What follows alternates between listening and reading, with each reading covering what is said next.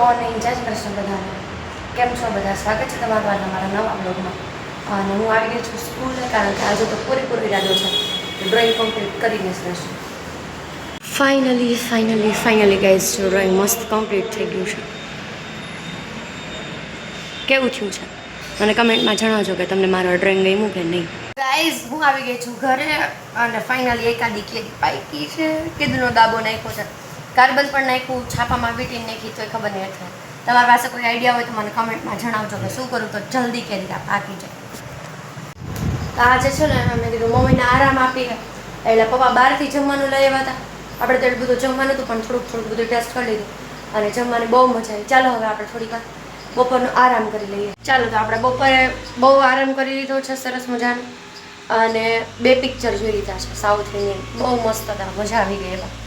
હવે મમ્મી સાથે જાઉં છું હું મંદિરે, કારણ કે દીપમાળા દેવાની છે આજે.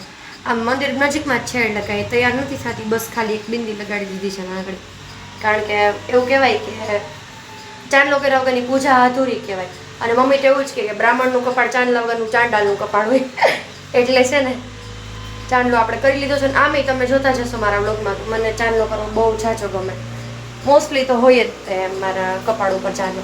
તો ચાલો આપણે મહાદેવના દર્શન કરતા આવીએ. તો હું અને મમ્મી અમે 2 જણા આવી ગયા છીએ. એક મહાદેવનું મંદિર છે ત્યાં, અને આરતીની તૈયારી અત્યારે શરૂ થઈ ગઈ છે. અને હવે હું કદાચ જઈશ વોકિંગ કરવા અને મમ્મી જશે ઘરે.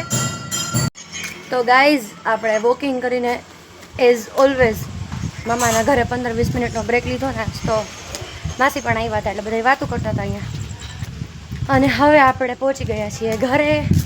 જમવાની તો કંઈ ઈચ્છા નથી, કંઈક જ્યુસ કેવું પી લેશું. અને પપ્પા જો મારી એક્ટિંગ કરે છે ઊભા એટલે પપ્પાએ અત્યારે આવ્યા છે. એટલે હવે એ કામ તો હું નહીં કરું કાંઈ, એટલે કરીશ, મારે તો કાંઈ જમવાનું છે નહીં ગાઈઝ. એટલે હું કંઈક જ્યુસ કેવું પી લઈશ થોડુંક, અને પછી ટીવી જઈશ થોડીક વાર, પછી સુઈ જઈશ. તો અમે બધા જઈએ છીએ ઓલા ઘરે એટલે મામાના ઘરે. આમ કેવું હોય ગુજરાતીમાં મામાનું ઘર, કાકાનું ઘર એવું હોય, ઓલું ઘર જ હોય. કોઈ ત્યાં જવું તો એમ કે ઓલા ઘર. એટલે અમે બધા જઈએ છીએ ઓલા ઘરે ગપ્પા મારવા માટે, કારણ કે ફૂવા આવ્યા છે એટલે બધા વાતો કરશું મળી. તો આ સાથે હું આજનો બ્લોગ એન્ડ કરું છું. તમને મારા વિડીયોઝ જોવા ગમતા હોય તો મારી ચેનલને લાઇક, શેર અને સબસ્ક્રાઈબ કરવાનું ભૂલતા નહીં. બધાને જય શ્રી કૃષ્ણ, જય માતાજી, મહાદેવ હર, શુભરાત્રી.